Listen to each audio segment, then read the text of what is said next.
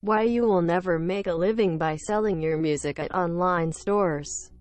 It is quite simple. First of all, there are way too many people making music. Any amateur can have their music available online. This fact automatically creates oversupply of music. Secondly, we have been conditioned into believing that exposure is necessary. Yes, it holds true, but giving away your music basically for free is not exposure. It is exploitation. How much revenue do you generate from streaming? On average about 0.007 cents.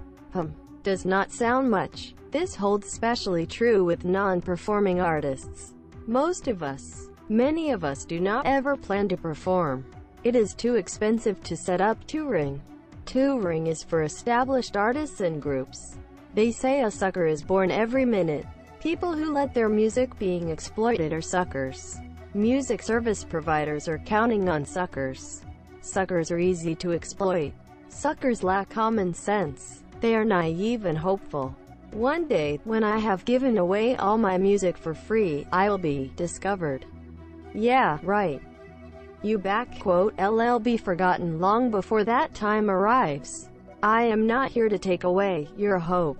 I am here to tell you, do not be a sucker. Major players like iTunes, Amazon, Google Play, Spotify, basically all let listeners, for a nominal monthly fee, to listen for any music. Who wins? You, the artist. Wrong. Those conglomerates. Yes. Consumers. Yes. What is the solution? Do not distribute your content for free. Do not allow your music to be exploited. Streaming service providers exploit. They do not expose your music. I used to let my music to be exploited as well. Then I figured, why do it? I began uploading my music on YouTube and other service providers.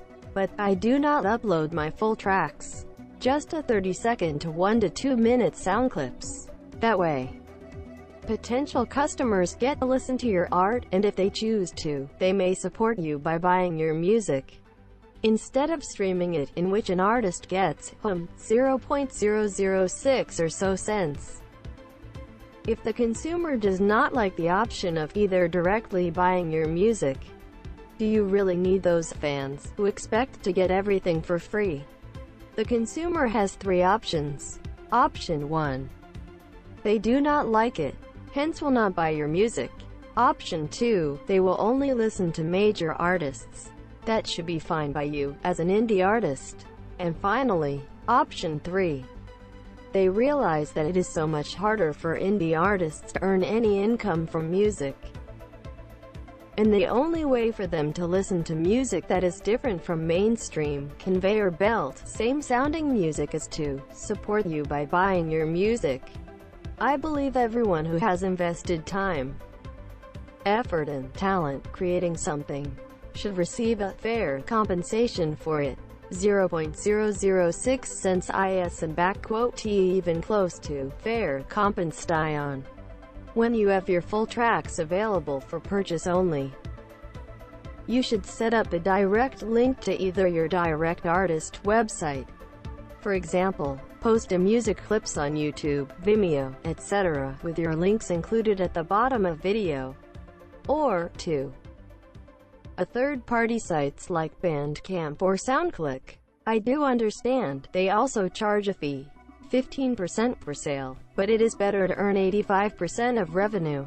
For example, if you sell your track for $1, they would take 15%, and PayPal would take another 3%, earning 0.82 cents per $1. It is better than earning those less than pennies from music streaming services. God gave us free will. You have a choice. Let yourself be exploited, or have some respect for yourself and your art.